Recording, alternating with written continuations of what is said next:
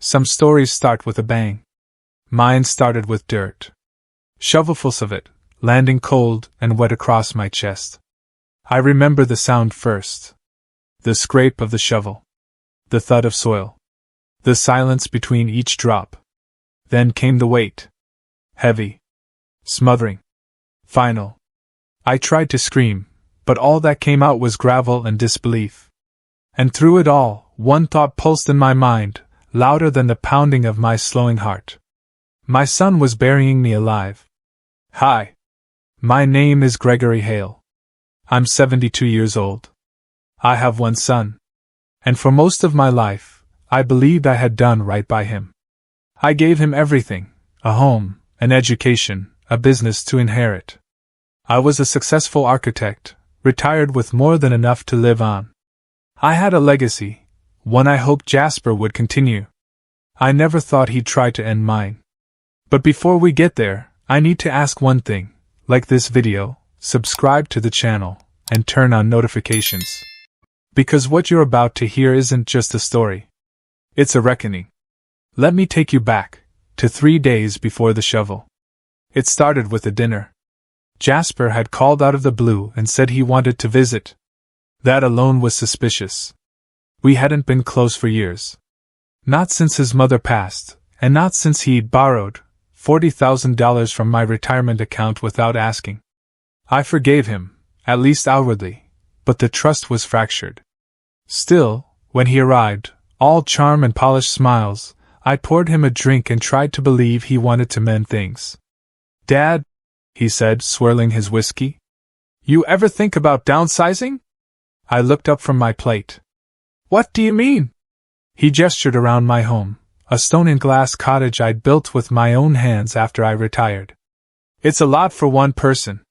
Wouldn't it be nice to live somewhere simpler?"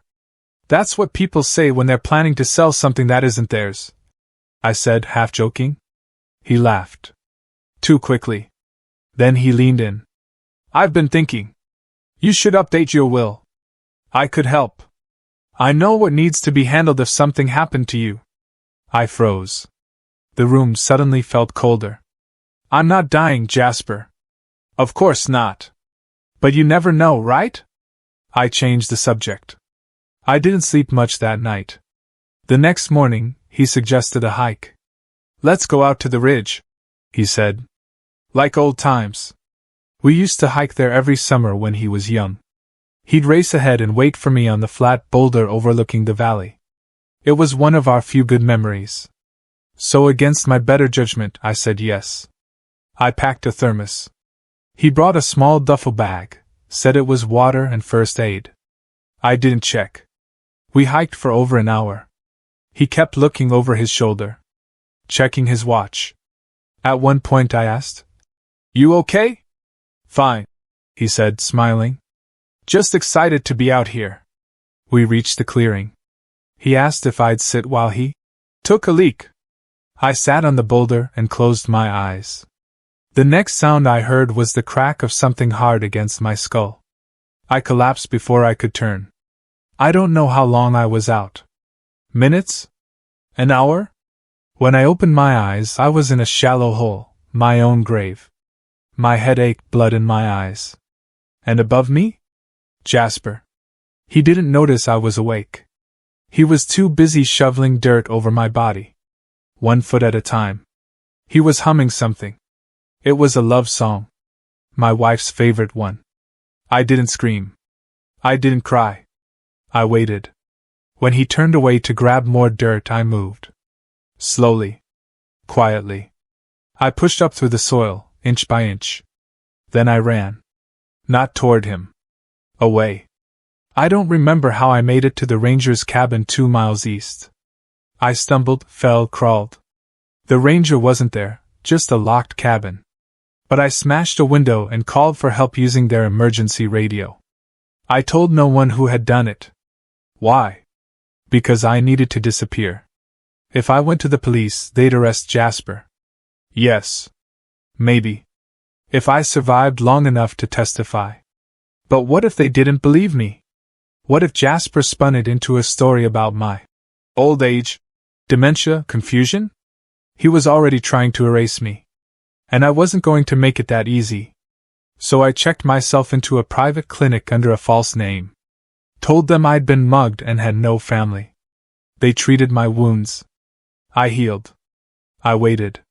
And all the while I planned. Jasper thought I was dead. The Rangers found signs of struggle but no body. They assumed a bear dragged me off. The funeral was closed casket. I watched from a distance. He cried. Spoke at the podium. Said he wished we'd had more time. He wore my watch. He kissed my girlfriend on the cheek. Yes, you heard that right. My late-in-life companion, Lila, the woman I had trusted after losing my wife, had somehow grown very close to my son while I was missing. That's when I realized he hadn't acted alone. They wanted everything. The house. The inheritance. The company I still owned shares in. My reputation. So I vanished deeper. I sold off my assets to an anonymous firm I'd used for years. Moved the money offshore. Liquidated everything Jasper thought he had coming. And I started watching him. I hired someone to install cameras in my own house, now his. I tracked his emails. I followed Lila. I discovered their plan. They'd forged a new will. Submitted it to my lawyer the day after my disappearance. I'd signed it, 2 weeks before my hike. Everything now belonged to him. Except one thing. The holding company where my old firm's patents still resided, the one I never told him about. It had enough value to destroy his financial leverage if it ever went public. And I had the keys. That's how I knew what I had to do. Not get justice. Get satisfaction. Jasper didn't bury me alive because he hated me. He did it because he thought I was weak. Old. Easy to erase. And now?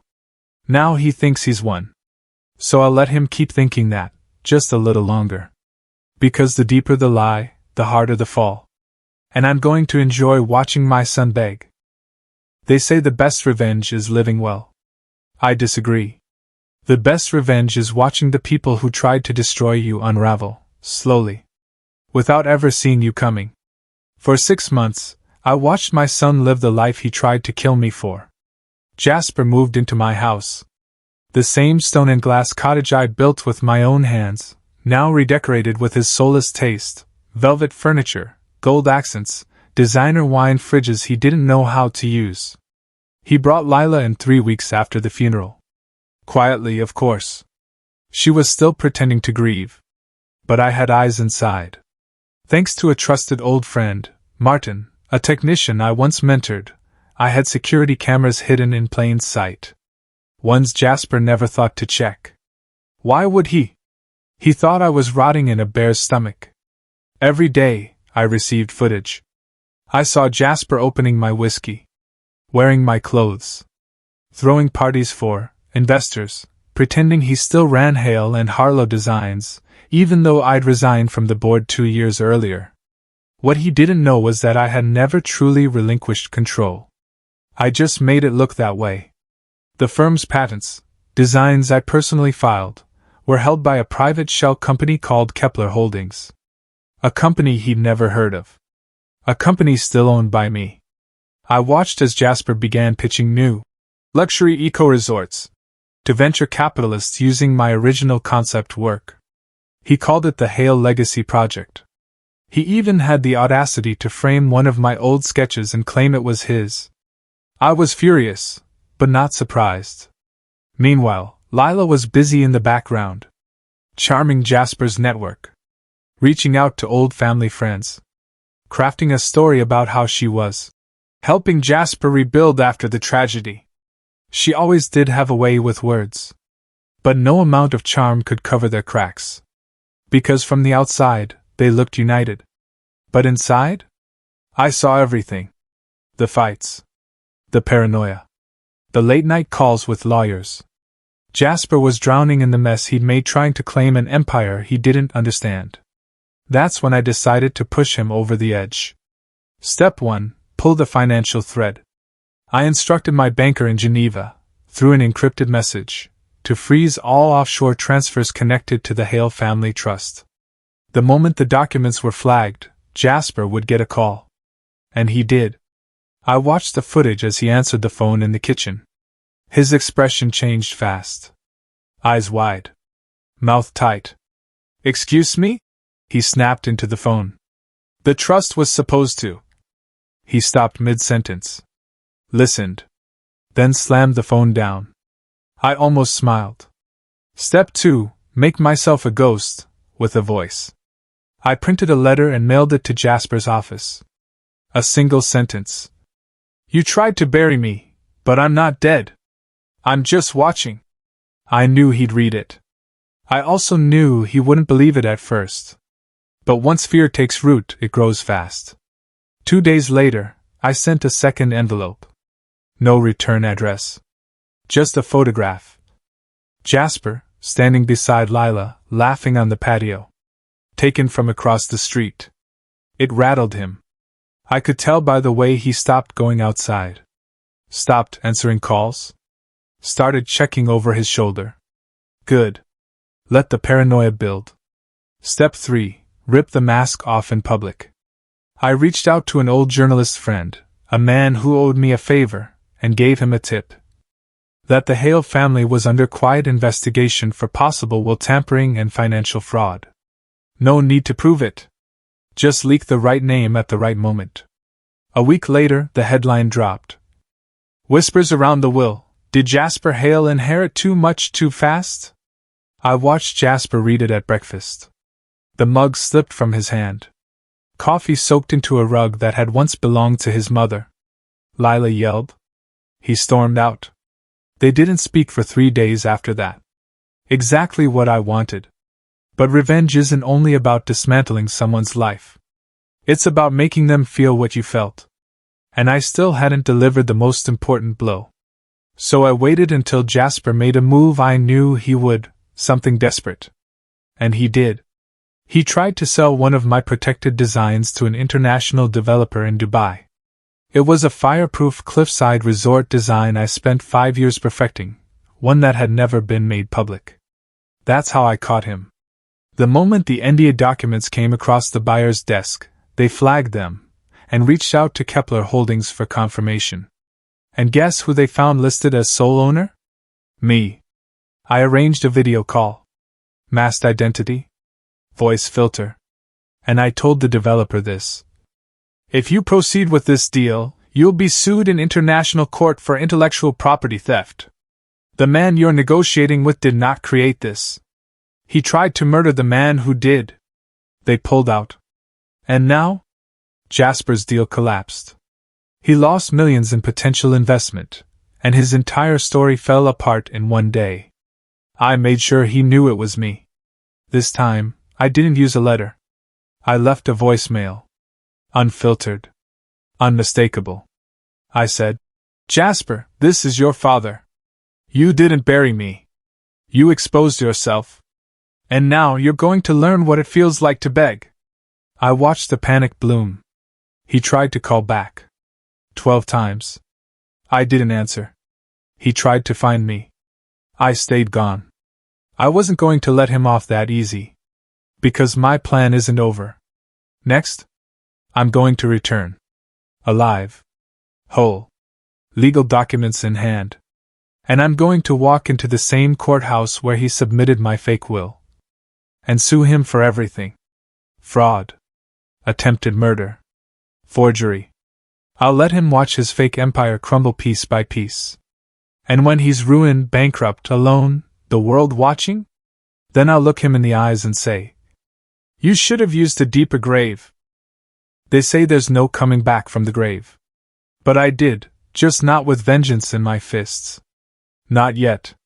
First, I needed to dismantle my son's kingdom, brick by brick, from the inside. I wasn't going to haunt Jasper Hale. I was going to ruin him in broad daylight. I started with my name. I contacted the local registrar to reverse the death certificate. It took hours of red tape and stunned bureaucrats, but by the end of the day, I was officially living again. A very confused clerk blinked at me as she handed over the updated certificate.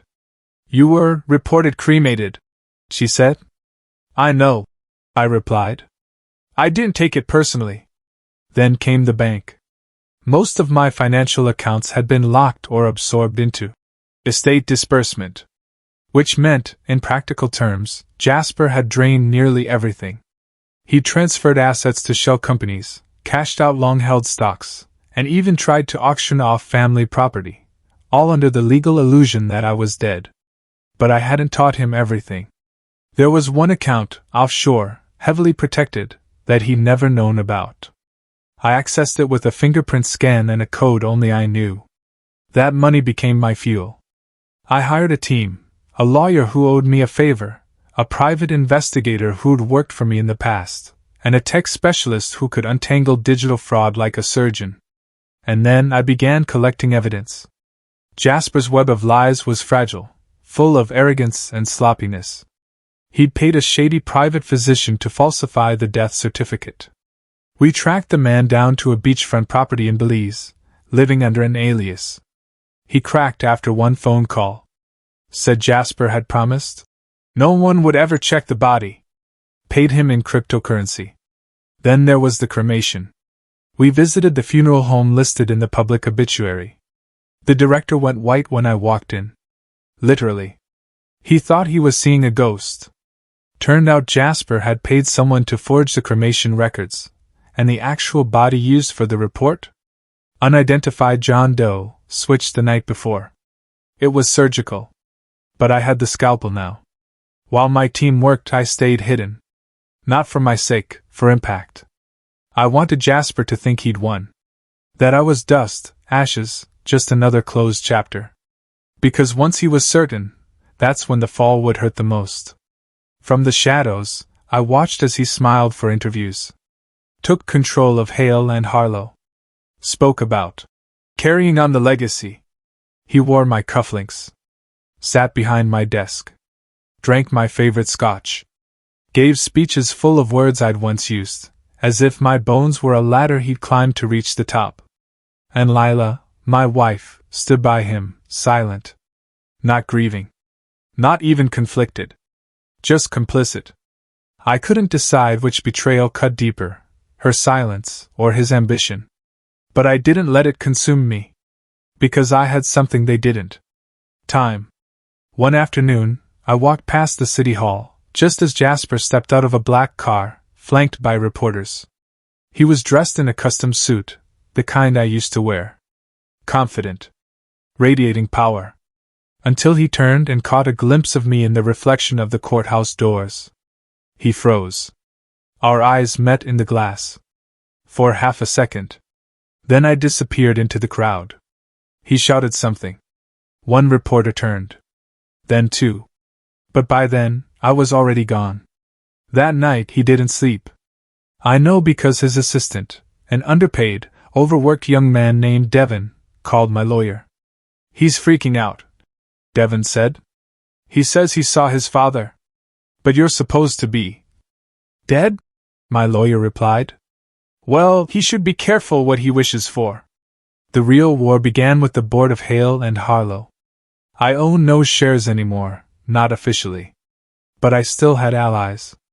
People who'd built that company with me. Men and women who remembered what it was before Jasper started bleeding it dry. I met them privately.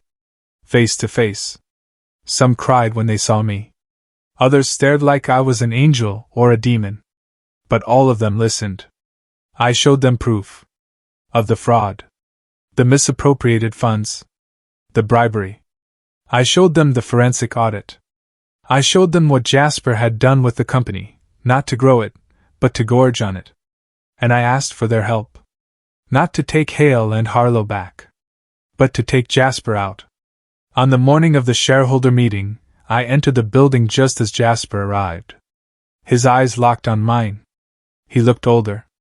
Panicked. Hollow behind the charm. I knew it, he said quietly. You're alive. I am, I said. But you won't be, not in this company. He laughed once, bitterly. They won't believe you. Don't need them to, I said, handing him a thick envelope. The evidence will. He opened it.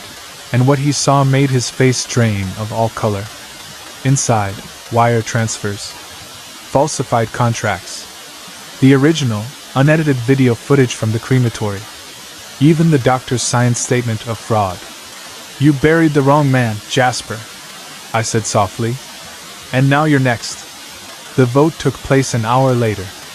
It wasn't even close. Jasper Hale, removed as CEO, stripped of all decision-making power. Effective immediately. He didn't fight it. He couldn't. Not with the walls closing in. That night, news broke across the state.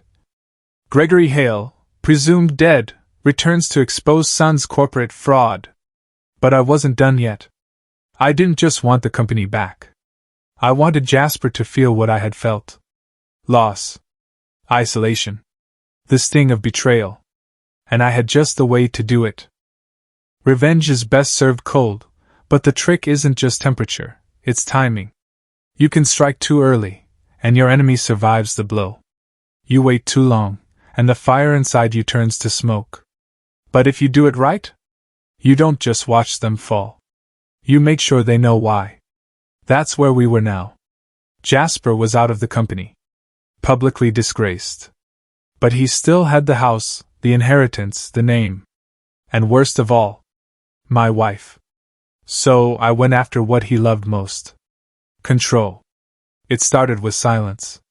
After the board removed him, I went radio quiet. No press, no interviews. I refused all requests for comment. I let the media spin their theories. Some called me a genius. Others called me a ghost. But most? They started calling Jasper the fraud. Without his title, without Hale and Harlow behind his name, he looked smaller. More desperate. And desperation makes people messy. 2 weeks later, he tried to file a lawsuit, claiming I'd faked my own death to set him up. The court dismissed it in under 3 days. Then he tried appealing to Lila. He went to her publicly, sobbing in front of reporters, saying he just wanted his family back. But Lila? She didn't look at him once. She just got in the car and shut the door behind her. That was when it started, the cracks. I don't know if you've ever watched a man unravel. It's like watching a mirror fall in slow motion. First the tremble. Then the fracture. Then all that's left is reflection and ruin.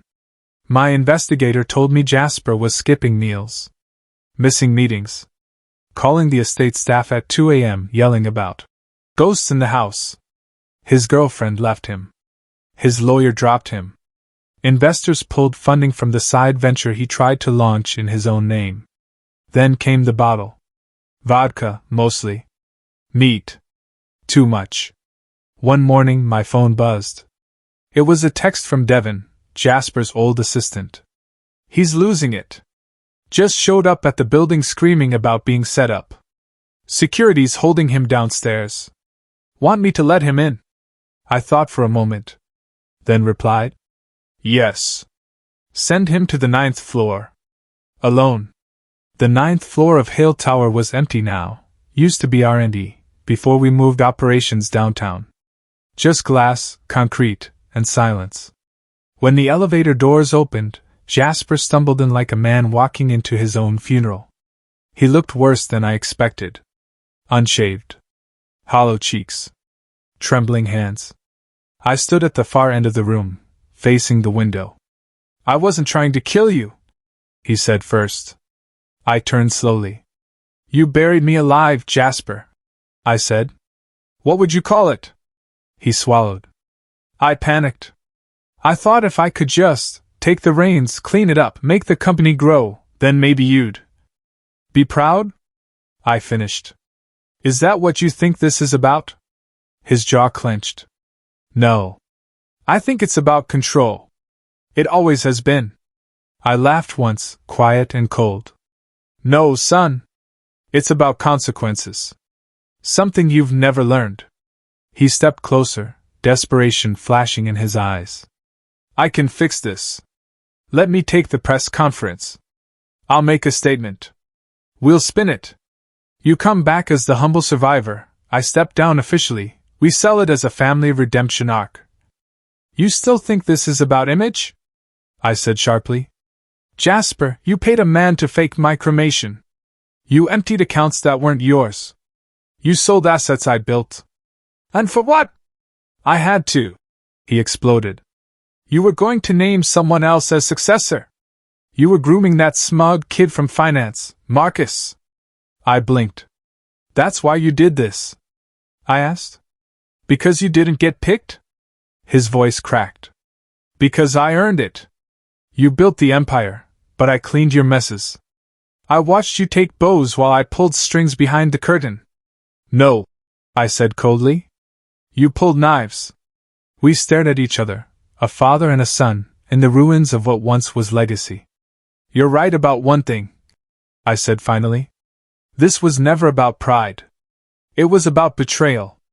Then I reached into my coat and handed him a plain black folder. He opened it. Inside were 2 letters.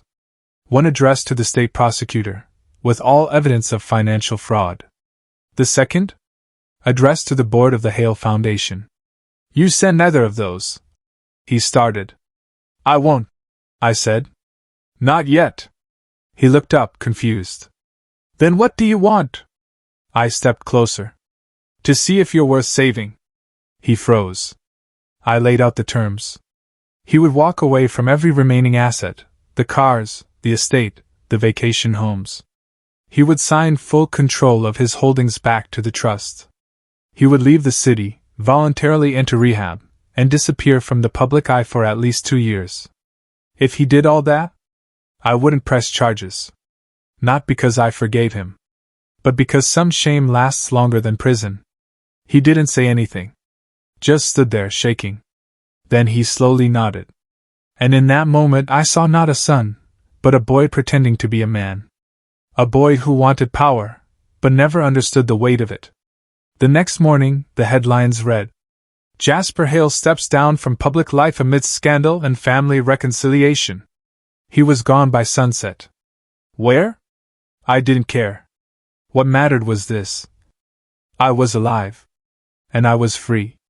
Not just from a grave, but from a legacy built on ego and rot. But let me tell you this. Just because I buried him with mercy doesn't mean I regret it. Because when your own son tries to destroy you, you don't rise from the grave quietly. You make them wish you stayed dead.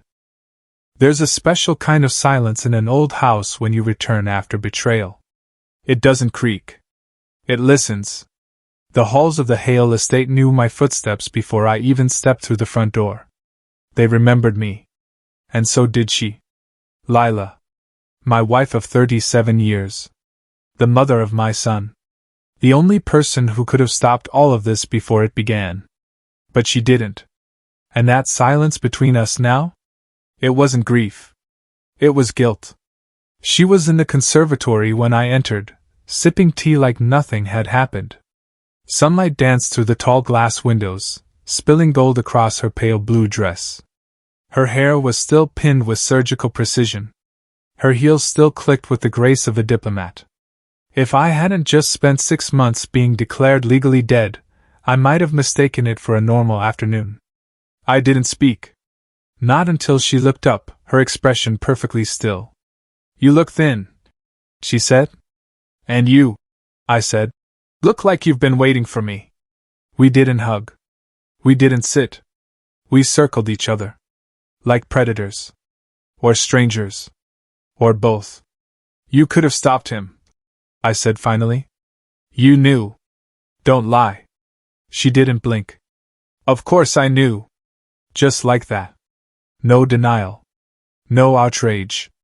She set her teacup down with the elegance of someone who'd practiced every movement for years. I knew Jasper was spiraling. I knew he was forging signatures and pulling strings through proxies. And I knew you were watching from the shadows, waiting for the right moment to punish him. That caught me off guard. You knew I was alive? I suspected, she said. You were always theatrical. I felt something sharp twist behind my ribs. Not pain. Not anger. Something worse. Disappointment. Then why? I asked. Why let him go that far? Why let him bury me? Her voice dropped, quiet and deadly. Because you made me choose a side. And I chose my son. The truth landed like a slap. Not because it was new, but because it was finally spoken aloud. I should have known. Lila was never the passive type. She didn't let things happen.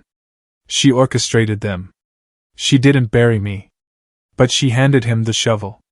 Do you remember what you said to me when Jasper was born? She asked suddenly, voice trembling. You said, he'll never be soft. I won't allow it. She stared at me like a jury. And so, you raised him like a soldier. Gave him everything, and still made him earn it. You molded him in your image. And then you wondered why he came out cruel. I never wanted him cruel, I said. No, she said, rising to her feet. You just wanted him obedient. I walked to the window and stared out across the lawn. The same view I used to look at while holding Jasper on my shoulder. I thought I'd been teaching him strength. But maybe I'd been teaching him survival. And he used it against me. I turned back to Lila. So what now? I asked. You chose him. He chose ruin. And I chose to survive. She looked down at her hands, the faintest quiver in her fingers. I didn't expect it to go that far, she whispered. I thought he just wanted control, not blood. Not death. And when you saw the obituary? I asked. Silence.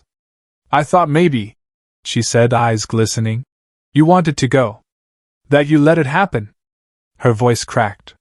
You stopped talking to me long before you disappeared. We stood there, caught in the wreckage of years of unspoken bitterness. Then I said the last thing I had left. You and I are finished. You can stay here. Keep the house. Keep the name. But whatever version of me you think you still own, died the day you let our son burn everything down. She didn't follow me when I left. And I didn't look back. That night, I moved into a modest apartment downtown. No staff. No drivers. No reminders of the empire that used to be mine. Just me. Gregory Hale. The man who clawed out of the grave, and chose peace over power. But peace is a funny thing. Because while I might be done with them, I had one final chapter to close. Jasper might have vanished. But there was one more name on my list. Someone who helped him forge the documents. Someone who made money off the betrayal. A man I once trusted like a brother. My former CFO, Malcolm Trent. I waited 7 months to return. Not to my home, that was long gone. Not to my company, the vultures picked it clean. But to the final thread in this web of betrayal. Malcolm Trent. You see, when your son stabs you in the back, you don't wonder if someone helped him. You ask who? And Malcolm? He didn't just help. He designed the blade. He'd been my CFO, my friend, my right hand for 22 years. He was there when Jasper took his first steps. He held my wife's hand at my funeral. And he forged my death certificate. I didn't find out right away. I wasn't supposed to. But when I started digging, the pieces fell into place too easily. The signatures. The diverted funds. The offshore accounts. All of it pointed back to him. Jasper couldn't have pulled off a financial coup that complex on his own. He had Malcolm. But now, I had something better. Time. It started small. Quiet. A single anonymous tip to the IRS. Then one to the Securities Commission. Then a whistleblower report tied directly to a $1.2 million shell fund bearing Malcolm's late wife's maiden name. Oh, he was good. But not good enough to hide from a man with nothing left to lose. I never wanted to destroy him publicly. I wanted him alone when the walls came crashing down. So I arranged for a meeting. At the marina. Just like old times. He thought it was a prospective investor, someone interested in his new venture after stepping down from Hale Industries. But when he arrived, he saw me. Alive. Very much not dead. And standing at the edge of the dock with a ledger in my hand. His face didn't change immediately. He froze. Then blinked. and finally said, "Gregory? You were expecting someone else?" He swallowed hard. I didn't know. I thought you were dead?" I smiled. "Most people did. My son made sure of that." He started to speak, but I raised the ledger. "This is everything. Every transfer. Every offshore account. Every forgery. You didn't just help Jasper. You engineered the whole collapse." I had no choice," he stammered. "He said it was your idea. That you were stepping down, faking your death to dodge a federal audit." That one made me laugh. "And you believed him?" Malcolm looked away. "I believed in a payday," he muttered. Finally, the truth. "I don't want your money," I said, tossing the ledger onto the deck behind me. "I've already sent copies to 3 federal agencies. You'll be indicted before the week is out." He lunged, not at me, but at the papers. Too late. They were already copies. And the real damage was already done. I walked away that night without looking back. Malcolm would spend the next few months trying to salvage what little dignity he had left. He wouldn't. As for Jasper? That's the part one didn't plan for. Because a week later, he came to see me. I was sitting on the porch of my small apartment. Nothing fancy. A chipped wooden bench. A half-dead potted plant. The air smelled like burnt coffee from the diner down the street. Then I saw him. Gray hoodie. Unshaven. Hollow-eyed. He looked like a ghost. My ghost. "Dad," he said. I didn't answer. He sat on the step below mine. Silence stretched between us like wire. "I didn't come here for forgiveness," he said. "Good. I came because I have nothing left. Also good." He flinched.